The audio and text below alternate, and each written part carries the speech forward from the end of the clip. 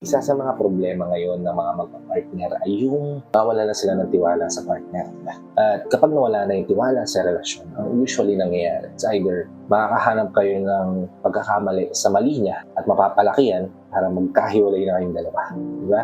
And alam naman natin na usual nangyayari yan sa relasyon. Kaya naman gumawa ko ng video makakatulong para sa inyo. No? Na pagkatiwalaan ka ng gusto ng partner. Well, kung interesado ka malaman kung paano pagkakatiwalaan ng partner mo, tara kapatid, pag-usapan natin yan. Just keep on watching.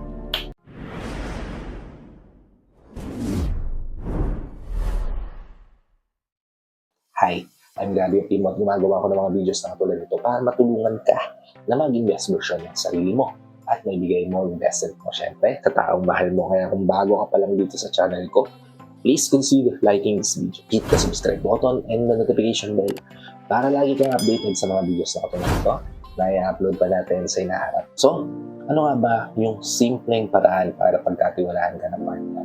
Ito yung 5 bagay. Una, maging bukas ka sa partner. Open sa mga bagay na needed niyong pag-usapan. Open sa mga bagay na needed mong i-share sa kanya at wala kang tinatago, di ba? Kasi partner mo yan, kapatid. Siya ang unang iintindi sa'yo. Madalas mga kayo nag-aaway, hindi yun rason para maglihim ka sa kanya. Dahil paano ka pagkakatiwalaan ng taong mahal mo? Kung ikaw mismo hindi makapag-open sa kanya ng mga nararamdaman mo, ng mga gusto mo sabihin sa kanya at mga bigat na nasa loob mo, di ba? Kung open ka sa kanya, malamang sa malamang, magiging mas open din siya sa'yo at mas magiging smooth yung relasyon. Ikalawa, do not lie. Huwag ka magsisinungaling. Yung sinasabi nila ang white lies, pagsisinungaling pa rin yan. Kaya kung may iwasan. Dahil hindi makakatulong sa partner mo o sa relasyon na meron. Dahil ang kasinungalingan ay kasinungalingan no matter what. Do your best, try not to lie kapatid sa partner mo. Dahil siya yung magiging kasangga at kakampi mo hanggang dulo. Katlo, always update. Huwag kang makakalimot na magpaalala sa kanya kung gaano ka busy these past few days. Kailangan ipaalala mo sa kanya na naaalala mo at iniisip mo rin siya, diba? Ito nangyayari to usually sa mga nasa long distance relationship na hindi na nakakapagparamdam ng pagmamahal nila sa partner nila dahil sobrang busy sa trabaho, diba? Well, kapatid, pare-pares tayo merong 24 hours a day, diba? Hindi naman siguro mabigat para sa iyo, para sa partner mo na mapag-inform kung okay ka ba, kamusta ka ba, kumain ka na ba. Yung gesture lang na nagpapaalala na naiisip mo siya. Kahit ilang minuto lang ng oras mo, hindi naman siguro mabigat yun. O kung wala kang reception, wala kang signal at all, at least ahead of time bago ka pupunta sa sitwasyon na yun, na-inform mo siya kung ano yung mangyayari sa'yo o mga posibleng maging hindrance sa communication o sa pagpaparamdam nyo ng pagmamahal nyo sa isa't isa. Para aware siya at alam niya kung mag-a-adjust ba siya o hindi. Di ba? Hindi naman siguro mahirap ipaalala o ipaalam sa partner mo yun, di ba? Kaya, gusto mo pagkatiwalaan ka niya, always update.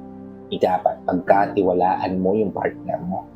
O LDR again, kapatid ng example natin. Kasi di ba, pag nasa LDR relationship ka, napakahirap na naisip na yung partner mo ay honest sa'yo all the time. Di ba? Kasi yung isip natin ang sinasabi, kung partner ka na to, baka kaya hindi nagre-reply sa akin to, kaya dahil meron na siyang nagugusto ng iba.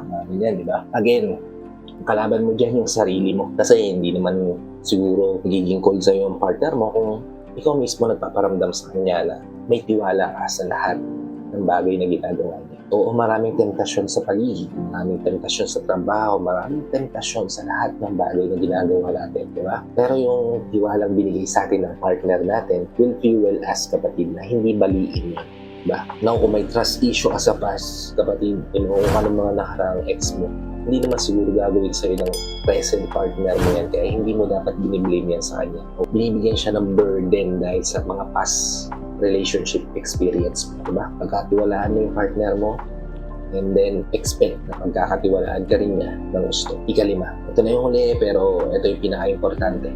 Be consistent. Consistently, maging open ka sa kanya. Be consistent not to try to lie sa partner mo. Be consistent on updating your partner and be consistent sa trust na kaya mong ibigay sa kanya. Itong mga bagay na ito, kapatid, pag naramdaman ng partner, talaga namang ibabalik niya sa iyo yan ng 100-fold, diba? Kasi ito rin yung paraan para pagkakatiwalaan ka niya rin na gusto. Kung open ka sa kanya, mas pagkakatiwalaan ka niya, Kung hindi ka nagsisinungaling, mas pagkakatiwalaan din niya. Kung lagi ka nag-update, mas ibibigay niya sa'yo yung tiwala na needed mong ma-receive. Kung nagtitiwala ka sa niya, malamang sa malamang nagtitiwala rin siya sa'yo. At kung consistent ka sa ginagawa mo, na pagpaparamdam sa kanya na mahalaga ka para sa kanya at mahalaga siya para sa'yo, then yung tiwalang deserve mong ma-receive ay garantisadong darating sa'yo.